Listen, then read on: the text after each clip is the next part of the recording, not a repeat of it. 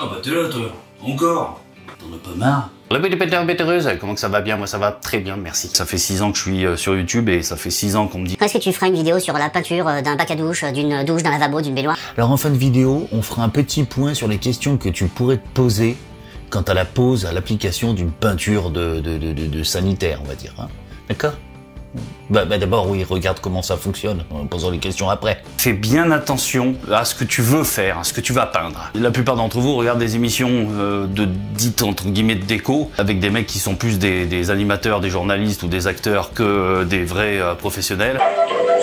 Prenons l'exemple sur M6, hasard complet. Vous avez acheté un bien, vous avez l'ubie de vouloir repeindre une baignoire en noir, je sais pas pourquoi. Tu fais vraiment la peinture en cas de dernière recours. Ça peut être aussi une question de budget, donc t'as pas le budget pour changer la baignoire tout simplement. Ou tu vends par exemple ton bien, tu le repeins parce que le sanitaire rose, ouais, c'est trop dégueulasse. Mais refaire une salle de bain complète pour 5000 balles et t'as pas envie de dépenser 5000 balles avant de revendre ton bien. Tout ça, c'est logique et je l'entends. Sauf que quand tu vends, je vais prendre l'exemple d'une voiture, j'ai un peu été emmerdé dernièrement avec ça. Quand tu vends une voiture et qu'il y a une fuite d'huile, si tu mens à l'acheteur, ça va te retomber dessus. Tu lui dis qu'il y a une fuite d'huile, c'est pareil pour ta salle de bain. Si t'as repeint ton bac à douche parce que voilà, ça faisait trop dégueulasse pour le vendre, et, tu le dis, voilà, ça a été repeint, mais il va falloir que vous pensiez à le changer. La préparation est très importante, respecter la technicité du produit pour l'application, en sachant les temps de séchage entre deux couches, le type de produit à utiliser pour nettoyer la baignoire, le lavabo avant de le repeindre, parce que ça dépend si c'est une résine acrylique ou si c'est émaillé, ou si c'est comme moi un sol en béton, un ancien béton ciré. Mais ça, la marque en parle. D'ailleurs, à ce propos, merci à Alban de m'avoir fait encore confiance sur cette vidéo, parce qu'en fait il voit jamais les vidéos avant que je les ai sorties, et qu'en plus la société me paye pas pour ça. Je te mettrai le nom du produit dans la vidéo, oui quand même, mais en fait ils savent pas à quoi s'attendre quand je prends le produit et que je le teste. Ou alors ils sont très fous, ou alors ils ont confiance en leur produit. Sachez que le test a été fait au mois d'avril. Je referai comme tous les ans à la fin d'année, une vidéo qui s'appelle 365 jours après. Je te mets le lien de la dernière vidéo 365 jours après, qui en fait revient sur les tests produits que j'ai déjà fait. Là, sur ce produit-là, c'est chez moi. La préparation, elle est très simple. On voit ça tout de suite. La préparation, ça consiste avant tout à créer une petite accroche. Alors, comme je l'ai expliqué, ça va être différent selon le type de matériau de ta baignoire ou de ta douche. Hein. Ça peut être une résine acrylique. Alors à ce moment-là, le fabricant préconise, et puis moi en tant que peintre, j'aurais fait la même chose, préconise de passer un petit papier à poncer très fin, du 250, afin de créer une toute petite accroche sur la surface de la baignoire, ou du bac à douche à peindre, ou du lavabo, puis bien dépoussiérer, voire passer des produits type acétone. Et d'ailleurs, je crois que dans le kit, il me semble, mais bon là, comme je travaille pas pour eux, j'en sais rien, je te mettrai le lien et tu verras par toi-même. Il me semble qu'ils le vendent avec le kit, un petit produit pour nettoyer. Moi, c'était un sol en béton qui était verni à la base, hein, je te le dis. Donc du coup, j'ai été obligé de poncer entièrement le vernis afin de créer une accroche tout simplement, quoi. Je l'ai nettoyé à grande eau pour que ce soit vraiment propre, c'est super, ça enlève toutes les poussières.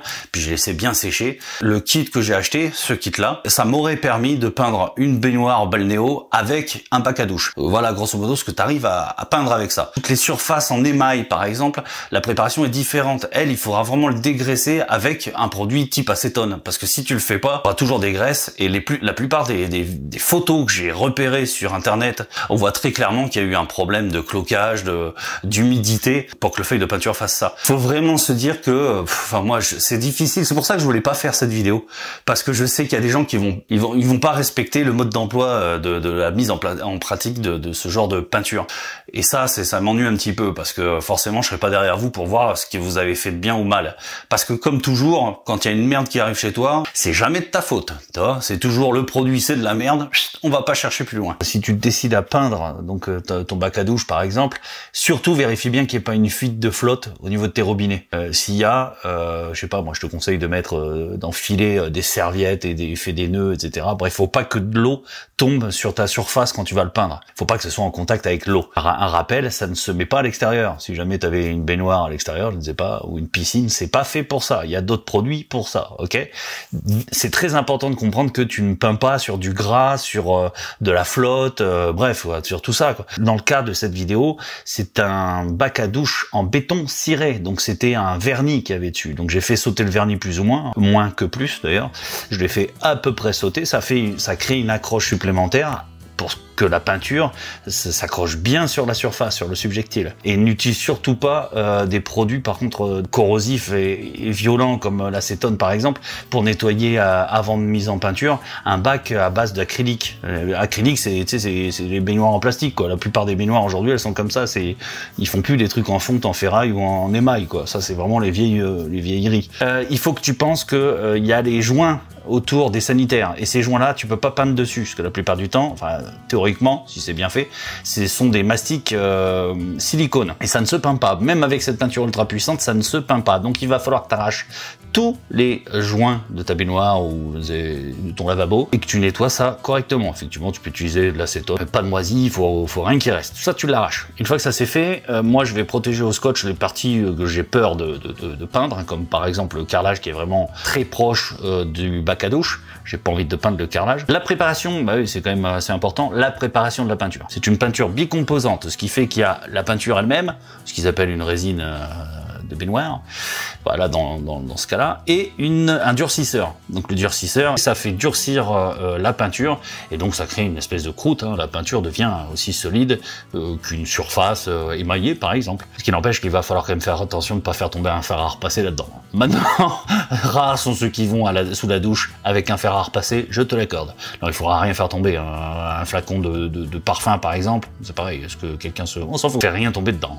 Ah si, il y a des gens qui posent des flacons là comme ça autour de la baignoire. Et attention là, c'est pas par rapport au litre, c'est par rapport au volume. On parle en volume encore une fois chez Arcane Industries. Je te le fais simple, hein, tu vois. On va prendre une proportion à peu près comme ça. Si tu mets une hauteur de ça de produit, tu mets un tiers ça de durcisseur. Voilà, t'as le volume. Tu vois le truc? Il m'aurait fallu les deux mains, mais comme je suis un clochard, je tiens ma lumière à la main. Regarde bien, mais ne quitte pas. Un volume de peinture. Un volume de durcisseur. Ok, une fois que c'est fait, tu mélanges bien. Il préconise de laisser au repos 5-10 minutes la petite pâte, la petite peinture qu'on vient de préparer. Et on est prêt à le poser. Pour les couleurs, je te laisse aller voir sur leur site. Ils ont une quinzaine de teintes, je sais plus exactement. Voilà, c'est les choix les couleurs, hein. Chacun fait ce qu'il veut. On va utiliser une brosse et un manchon. Là, je t'arrête tout de suite. Prévois donc 2 brosses et 2 manchons, parce qu'il faudra 2 couches. Est-ce que tu peux mettre 3 couches? Je pense que oui. Maintenant, moi, je l'ai pas fait. Comme disait la société Arcane Industries dans le mode d'emploi, à savoir 2 couches seulement. Une fois que ça c'est fait, on va commencer par dégager les angles avec la brosse, tout simplement à réchampir, en faisant bien attention de ne pas mettre de la peinture sur les dalles ou le carrelage que tu as autour, hein, si jamais tu veux pas le peindre. Si jamais tu mets un petit peu de peinture sur le mur, etc., nettoie-le tout de suite à l'éponge, ça part quand même plutôt bien. Une fois que les côtés sont peints, on passe le rouleau. Moi, la première couche, je la passe dans le sens de la largeur du bac, comme tu peux le voir, et tu vas voir que la seconde couche, je vais la passer dans l'autre sens. Pourquoi? Parce que, franchement, tu pourrais passer les deux dans le même sens. La pâte est tellement épaisse, j'appelle ça une pâte d'ailleurs, tu vois. Tu pourrais très bien la diluer la première couche, mais la deuxième, il faut vraiment qu'elle soit pure. Mais la première, effectivement, si tu la trouves difficile à étaler, selon les supports, tu trouveras peut-être difficile à étaler, alors tu vas la diluer un petit peu. Pareil pour la dilution, tu regardes sur le pot, parce que je ne sais pas quel pot tu vas acheter en fait. Tu regardes sur le pot à quoi elle est faite. Si c'est solventé, il faudra mettre du white, pas de l'eau pour diluer. Et si c'est acrylique, de l'eau, tout à fait, il n'y en a qu'un seul qui suit. Et encore, je crois bien que c'était moi ça. Donc la première couche est terminée, on va attendre 24 heures précisément avant de passer la seconde couche. N'attends pas plus et ne le fais pas plus tôt. C'est pareil, hein, tu bloques l'accès à la douche. Hein. Puis si tu as des chats, tu leur coupes les pattes. Du côté un peu ennuyé de la chose justement par rapport au blocage de la douche pendant un certain temps, il faut avoir les moyens de se laver ailleurs, quoi. Bon. À l'ancienne au lavabo, hein, parce que grosso modo il faut compter à peu près 7 jours minimum avant de la mise en eau. Entre la préparation, les couches de peinture et puis le séchage, etc., si tu dois nettoyer ou préparer un peu plus le support, il faut compter à peu près 10 jours. Mais par contre c'est important d'attendre 7 jours, voire le double avant de se laver sur le bac à douche, parce que c'est comme toutes les peintures, plus le temps passe et plus la polymérisation se fera en profondeur. Surtout ces peintures sont très épaisses. Remarquez ces jolies chaussettes pour ne pas abîmer le sol de cette douche. Ouh, sensuelle. Ouh, tu es douce, la douche. Tu es douce, la douche. Oh, c'est dur à dire ça. Douce, la douche. Douce, la douche. Douce, la... On revient sur l'application, on va en reparler sur la deuxième couche Bon, c'est valable pour la première. L'application, moi, je croise dans la passe, comme tu peux le voir, tout simplement, pour bien avoir un subjectile peint de façon homogène. Parce que tu verras, c'est tellement épais que si tu peins que dans un sens, tu vas avoir du mal à l'étaler, tout simplement. Donc je peins dans un sens, et puis après dans l'autre, pour finir. La première couche, je l'ai faite dans la largeur, en finition, et la deuxième couche, je la fais dans la longueur. Et d'ailleurs, à ce propos, une fois que j'ai fini de faire tout mon bac à douche, qui est pas très grand ici, enfin pas très grand, si, il est grand justement, il fait à peu près d'1 mètre 50, je crois, de profondeur, sur environ à peu près 1 mètre aussi de large. Je dis à peu près, je vais pas été le mesurer, mais enfin c'est ça, hein, tu peux me faire confiance. Tu peux me faire confiance, oui. Tu peux repasser un coup de rouleau dans la longueur à sec, comme je le fais sur les portes par exemple, pour avoir un pommelé parfaitement homogène sur toute la surface. Et voilà, c'est fini, il va falloir patienter 7 à 10 jours avant de pouvoir prendre une douche. C'est ennuyeux pour les crados, ça. Non. Oui, Alban? Oui, ça va, tu vas bien Stéphane? Ça va et toi? Ouais, ça va. Je te dérange pas? Non, non, je t'en prie. Ah bon, tu travailles pas? C'est surprenant. Si, ouais, tu me déranges pas, je suis au travail. Ah, je me suis posé plusieurs questions, je me suis dit, à tous les coups, j'ai les abonnés qui vont me poser ce genre de questions en voyant la vidéo. D'accord. Première question, c'est peut-on repeindre le sanitaire qu'on a déjà peint une première fois? Par exemple, il s'est abîmé ou au bout d'un Absolument, certain temps. oui, tu peux. Par contre, ce qu'il faut faire, c'est qu'il faut faire attention à tout ce qui est savon, matière grasse. Il faut enlever avec de l'acétone. Il faut venir tout enlever, dégraisser. Ouais. Pour pouvoir ensuite réappliquer. Justement, l'acétone, vous le livrez avec le produit, je sais plus. Non, il est pas vendu avec. En fait, on le recommande sur la fiche produit. Tous les cas, quand on fait une rénovation, il faut mettre ce type de produit pour avoir une compatibilité. Sinon, ça va se décrocher. D'accord. Et ce produit, il est vendu dans votre boutique? Oui, ça s'appelle dégraissant pour moteur d'adhérence. D'accord. La deuxième question, c'est combien de temps on peut espérer que la peinture tienne? Sur un receveur, c'est moins traumatisant que sur un sol normal. Parce qu'après, c'est le revêtement qui est en dessous. C'est-à-dire, si ça casse. Nous, on a ultra chargé en résine. D'accord. Quand on a voulu lancer ce produit, sinon on allait se faire démonter rapidement. On a mis beaucoup plus en résine, donc ça fait que c'est un matériau quand même qui est beaucoup plus rigide. On a fait le test de la clé sur du carrelage avec tous les concurrents, et c'est le nôtre qui est le plus résistant. Après, on reste sur une couche quand même fine, qu'on est inférieur à 1 millimètre. Donc, le revêtement, ça, c'est en fonction de l'utilisation. Un receveur, je te dirais, c'est éternel, hein. Ça bougera pas, on y pieds nus, on se met dessus, donc je vois pas. Le seul truc qui pourrait se passer, c'est si elle a remontée capillaire ou s'il y a une infiltration d'eau à un endroit, ça risque de faire décoller le revêtement. À part s'il y a une bonne femme qui se met de l'acétone, tu vois, elle enlève le vernis ou truc comme ça et que du produit qui tombe, ça va bouffer le revêtement, quoi. Sur une baignoire, par exemple, ça va être peut-être un peu plus. Alors, non, c'est moins. Le revêtement, il dure moins longtemps parce que c'est un support acrylique ou céramique qui est en dessous. Alors, c'est quand même très costaud. Mais sur la durée, en fonction de ce qu'on met, parce qu'il y en a qui mettent plein de produits dans le bain et tout ça. Oui, moi je me lave avec le White Spirit.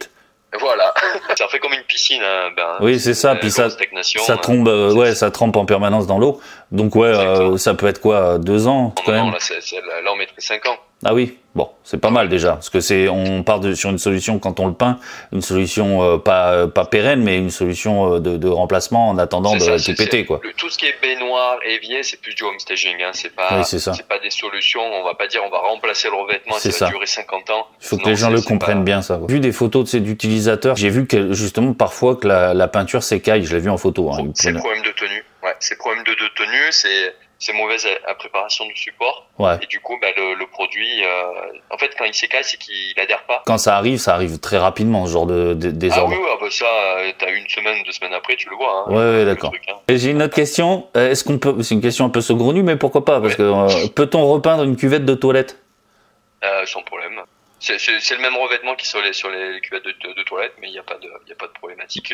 Toujours bien préparé, mettre du dégraissant, peut-être micro-rainuré, c'est en fonction de la cuvette, mais on peut le mettre sans souci, quoi. Ouais, en sachant qu'il faut vider le toilette et qu'il n'y ait pas de flotte stagnante, quoi. Tu peins pas avec la flotte, faut que ça soit sec. Une dernière question, si on garde un peu de produit, tu sais, à partir du moment où on n'a pas versé bien sûr le durcisseur dans la peinture, tu sais, pour faire des retouches par exemple sur des zones abîmées, est-ce que c'est faisable? C'est 2 ans? C'est 2 ans. En fait, c'est ton durcisseur qui va rigidifier le plus. Donc, il faut bien faire attention au durcisseur une fois que tu le fermes, parce qu'il n'y a pas de joint caoutchouc sur ce produit-là. Donc, nous, c'est fermé avec des machines, donc c'est costaud. Mais quand tu l'ouvres, il faut bien nettoyer. En fait, quand tu vas le verser, il faut nettoyer le gulot qui est autour là, pour pas que tu aies du produit qui va pousser le plastique et qu'il y ait de l'air qui rentre dedans. Parce qu'une fois que ton digesteur a durci, c'est foutu. Ouais, mais la question c'était plutôt est-ce qu'on peut refaire des retouches sur des zones abîmées? Ça va pas, il n'y a pas une incompatibilité des deux supports, hein? Non, aucune incompatibilité. La seule chose qu'il faut faire attention, c'est s'il y a de l'UV qui tape dessus, tu vas avoir une légère différence de couleur. De Donc, teinte, si tu refais 3 ans après un truc et que tu as un receveur avec du soleil qui tape dessus, tu auras une teinte, donc là tu seras obligé de le faire de partout. Bon, sachant qu'après le pommelé il est toujours pas pareil, donc même si la teinte était la même, tu le verrais quand même. C'est une retouche, tu le reverrais. J'ai fait un essai moi dans mon bac à douche pour voir justement ce que ça faisait.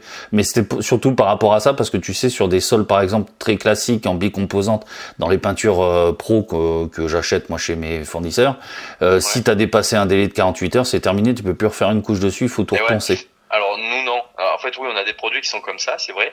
Mais nous, le nôtre, tu mets du dégraissant pour moteur d'adhérence et bingo, tu peux recommencer. D'accord, faut quand même avoir le petit dégraissant de. Ah oui, le dégraissant c'est obligatoire. Ça va déposer des petits coups chimiques, en fait. Et du coup, ça va faire une meilleure accroche. Oui, d'accord. Je crois que je t'ai répondu à toutes les questions. Là, là, je peux arrêter effectivement de me filmer. J'étais très beau. Tu étais très convaincant. Je pense que si je devais acheter un produit, je l'achèterais chez toi. Non, c'est l'honnêteté, plus qu'autre chose. Et ça fait longtemps plus que tu travailles chez Aircan, toi? Et moi, ça va faire 7 ans, ouais. Ah oui, quand même. Ah ouais, il va falloir penser à aller travailler chez Leroy Merlin bientôt. Ouais. Les grands groupes, je peux faire les entreprises familiales. Tu vois, nous, on a deux usines, ça marche bien. Ouais, il aurait fallu nous inviter, là, pour un peinture Simone, que je visite ton usine. Ah ben, quand tu veux. Ah ouais? Quand tu veux, tu viens et tu me dis. Bon, je vais en parler à mon patron quand même. Ouais, quand même. Tu puisses m'inviter au restaurant le soir quand même. Hein. Cette vidéo touche à sa fin, je sais, tu es triste. Cache ta joie, ça fait plaisir. Je te dis à bientôt pour de prochaines aventures. Quant à nous, on se dit à bientôt pour de prochaines aventures, je l'ai déjà dit. Je viens de le dire. Non mais je lis pas là, c'est juste que je regarde le beau mur qu'il y a juste derrière toi. Regarde. T'as vu? C'est moi là. Si tu es arrivé jusqu'à ce message, c'est qu'il t'arrive de regarder à fond mes vidéos. Ça me fait quelque chose. Jadis, tu étais un simple petit painter. Et grâce à mes nombreux tutos, tu es enfin arrivé au sommet de la chaîne alimentaire. Toutefois, tu peux pousser ta curiosité à regarder les 2 vidéos que je te propose là. Et n'oublie pas le petit pouce bleu juste en dessous. C'est si mignon. Tu es mon seul espoir.